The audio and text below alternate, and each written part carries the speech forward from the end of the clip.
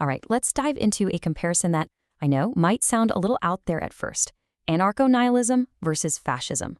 We're going to break down exactly why these two ideas aren't just different, but are actually at their very core structurally incompatible. Let's get right into it. So here's the big question that really gets this whole conversation started. If you throw out all the rules, if you reject all authority, don't you just create a power vacuum for some tyrant to waltz right in and take over? It's a really common fear, and it's the exact assumption we're going to put under the microscope today. First things first, let's set the stage. Why does this confusion even happen?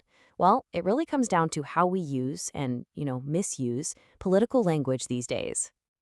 You see it all the time, right? Really powerful words like fascist get thrown around so much they start to lose their meaning. They become these catch-all insults for anything that seems mean or authoritarian, and that makes having a real, clear conversation almost impossible. That's why we have to start by building a precise working definition. So, to cut through all that noise, we're going to use what's called an operational definition. Just think of it like a really clear, evidence-based checklist. For something to actually accurately be called fascist, it has to tick some very specific boxes. And here they are, the core components on our checklist. A political system can only truly be called fascist if all these gears are turning in sync. A central myth, a very specific kind of state, a particular economic model, a way of controlling the population, and a distinct playbook for taking power. Okay, the first and most crucial item on that checklist is the ideology. Fascism is built on this core myth of palingenetic ultranationalism. I know that's a mouthful, but it boils down to a powerful story. A once great nation has fallen into decay, and it must be reborn, purified and regenerated to reclaim its glorious destiny. And that big, mythical story requires a very specific type of state to make it happen. We're talking about a totalitarian structure, where the ruling party basically becomes the state itself. Laws are just made up on the fly, and any independent group, think unions, courts, community clubs, anything that stands in the way is systematically crushed. All right, so now we have a nice, clear definition of fascism. Let's flip the coin and look at the other side of this comparison, anarcho nihilism. What's it actually all about? At its heart, anarcho nihilism is all about refusal. It refuses the authority of the state, period. It works to dissolve fixed identity labels like nation or race, and it totally rejects grand, sweeping projects about the future, like, say, building some perfect nation. The focus is entirely on the here and now, with an ethical system that comes from our direct relationships and responsibilities to each other, not from some universal rulebook. And this brings us to a super important point. Anarcho-nihilism is not about having no morals at all, not even close. It's about rejecting the whole idea that morality has to come from some top-down, universal authority. Instead, it says our ethics should be grounded in our real, tangible relationships with the people and the world right here in front of us. Okay, so we've got our two definitions locked in. Now for the fun part. This is the heart of our investigation.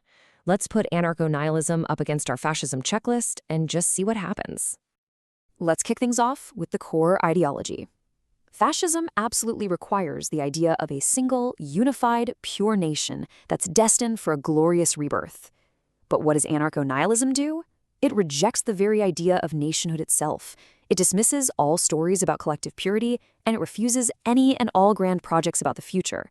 They're not just different, they're polar opposites. And that total opposition continues when you look at institutions. Fascism is all about building a massive state machine, merging a party with the government, and demanding your absolute loyalty. Anarcho-nihilism's entire reason for being is the rejection of state power, the denial of institutional legitimacy, and the dismantling of hierarchy. You literally cannot build a fascist state with an ideology that refuses the state's right to exist.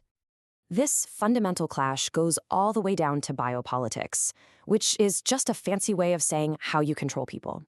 Fascism needs to slice and dice people into rigid biological categories. It needs to create a hierarchy to justify getting rid of anyone it calls impure.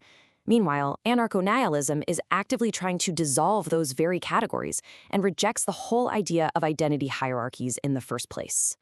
So, after running it through all our tests, the verdict is just crystal clear. On every single essential point, from the core myth to the state structure to how it treats people, these two systems are not just a little different. They are structurally, foundationally, and completely incompatible. So that brings up a really good question, right? If they're so obviously incompatible, why on earth does anyone get this mixed up? What is driving this confusion? Well, the answer is actually pretty simple. It's a case of mistaken identity based on a shared enemy. Both of these ideologies reject the framework of modern liberalism, but, and this is the absolute key takeaway, they do it for completely opposite reasons and with totally opposite goals. Fascism rejects liberalism to grab power and purify a nation. Anarcho Nihilism rejects liberalism to dissolve all forms of domination and control. Okay, let's bring all these threads together now for our final verdict on this whole question. The relationship couldn't be simpler, really. Fascism is built on these massive pillars: unity, purity, hierarchy, sovereignty, mass mobilization, and of course, state power. Anarcho-nihilism is the active, intentional negation of every single one of those pillars. It is designed from the ground up to tear them all down. So, our final conclusion is this. Anarcho-nihilism doesn't create a vacuum for fascism to fill. Far from it. It actively dissolves the very foundations, the concepts of nation, purity, and centralized authority that fascism absolutely needs to even get off the ground. This whole explainer really shows us how critical clear definitions are. And it leaves us with one last thing to think about. Now that we have a framework to see how these two opposing ideas work, what other political labels are we maybe misusing or confusing in our everyday conversations?